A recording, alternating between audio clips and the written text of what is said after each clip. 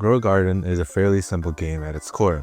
You simply buy seeds, plant them, wait for them to grow, and then sell the crops for a profit, reinvesting that profit into more seeds, and the cycle continues. Although the game is simple, Grow a Garden has managed to break the record for most concurrently active players, reaching 11 million peak concurrently active players and beating the previous record held by Bloxfruits at around 2 million by more than 5 times. Today, I was curious about the crops in the game. More specifically, I was curious about how the crop data is represented in the game. So I set out to try and make my own data structure that could represent all the crops in the game, along with any mutations and stuff like that. However, before I begin, I will say that I will not be going over the visual effects and the front end stuff. Instead, I'm focusing more on the back end of the game. In addition, this video is in no way representative of how Grow a Garden actually stores the data. It's what I think and nothing more. Furthermore, I will only be discussing the crops in the player's inventory and not the plants growing in the garden. Finally, this video is meant to demonstrate possible ways to store your backend data, and it's for those of beginner or intermediate skill, although it's still open to whoever wants to know more about how games are developed and stuff like that on Roblox. So after playing the game for about a solid 20-25 minutes and watching more YouTube shorts and Instagram reels about Grow a Garden than I would like to admit, I have a pretty good idea of what we need to store.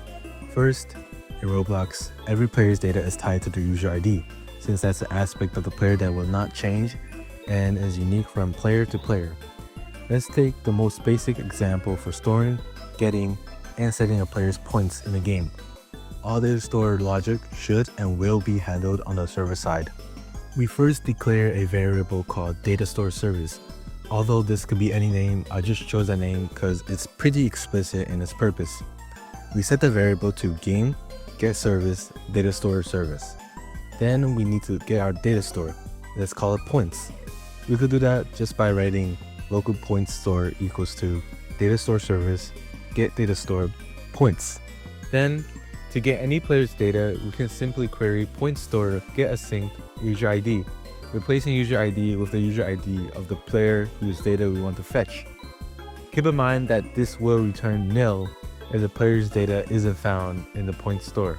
To update or set a new value for the point store, we can write point store set async user ID data, replacing user ID with our player's user ID and the data with the data we want to set the data store with. Now let's look at a basic example of using data stores in the game. First, we get our data store service and our point store. We also get the player's service so we can detect when a player joins or leaves the game. We also initialize a localized cache called points cache, which will sort of host a local data store. It keeps track of how the player's points change in its server, so you can save it when the player leaves instead of whenever the player's points change, which will cause a request limit error if you query the setAsync method too much. When a player joins, we query the point store asking if it has the player's data by passing in the player's user ID. If it does not have anything, it will return nil, so we set the player's points variable to the return or 0.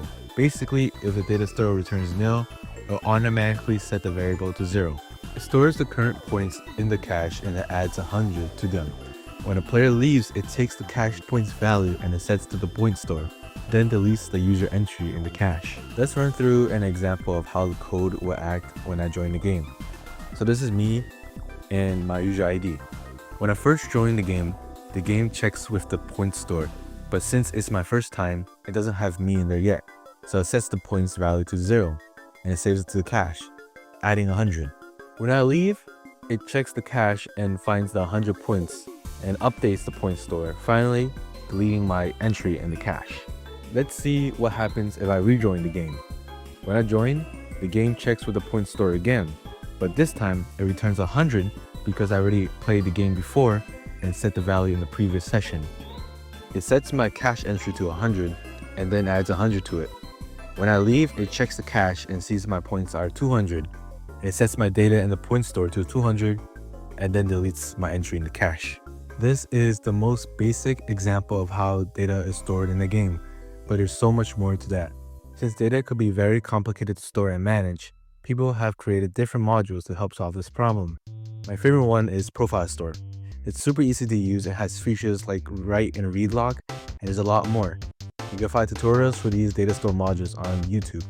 Anyways, now that we are done with introducing how to store basic data, let's take a look at how crops can be stored in a user's inventory.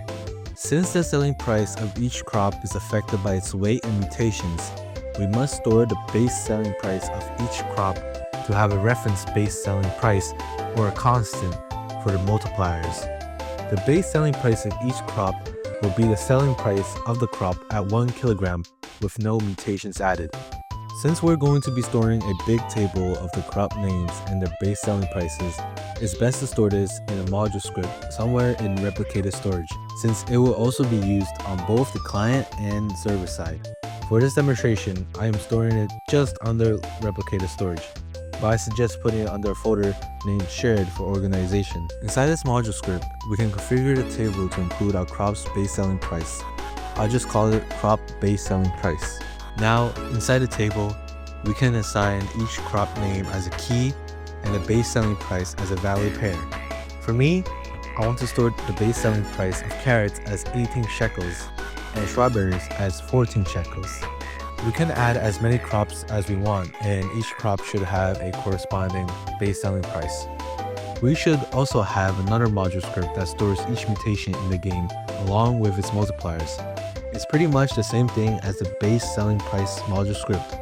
We can just name the new module script mutation multipliers and replace each crop name with a mutation name and each value to be the multiplier value. They should go in the same place where you place their base crop selling price module script. For this example, I'm just putting the shock mutation at 100 times and celestial at 120 times. Now we are ready to work on the crux of the problem. If you have played the game for longer than 5 minutes, you will realize that every single crop is a different item inside your inventory, even if it's the same type of crop. So let's store the crops as a list. For each player, let's dedicate a portion of the data to be a list called crop inventory. Inside each player's crop inventory is a list of crops. Each crop should have a different table. Let's see how we could structure the crop data.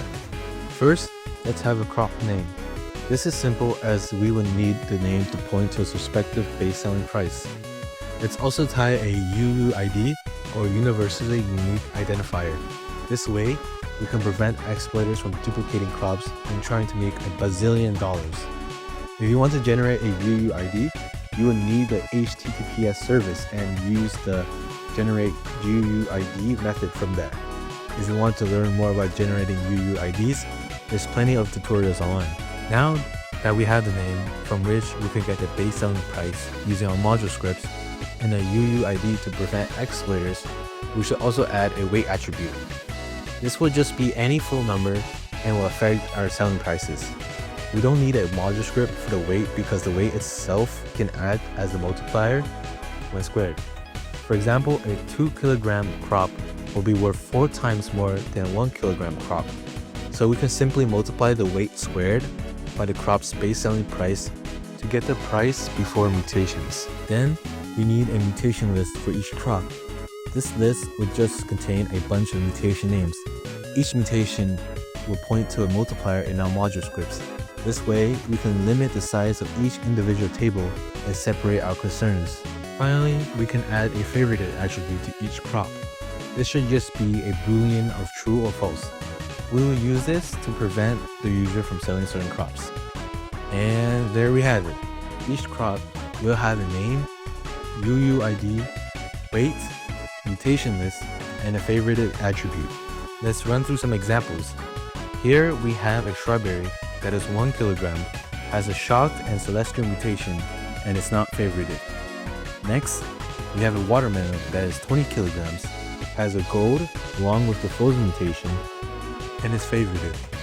To get a selling price, the formula is base selling price times weight squared times growth mutation times 1 plus the sum of all mutations multipliers minus the number of mutations.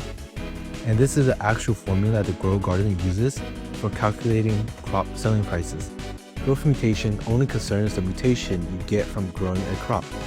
It only consists of 3 possible mutations: gold, rainbow, and ripe. As far as I've seen, only one growth mutation can appear on a crop at once. And there you have it, a short, simple guide to storing crop data like Grow Garden. This video actually took way longer to produce since I'm trying a new video editor called Motion Canvas. It's a really cool way of editing videos using TypeScript code, and the code required for this video actually took more than 1,000 lines and more than 3 weeks to make. But that's mostly because I'm a beginner and don't know how to optimize things correctly. Hopefully the quality of this video was at least marginally better than the last. Dislike if you disliked the video, but other than that, leave suggestions for another video in the comments or something. I'm most likely going to be working on another, better, and bigger Roblox game and documenting that. But before that video, I will probably produce a couple videos, maybe. Check out the description for the resources I used for this video. Hopefully, it can help you guys out.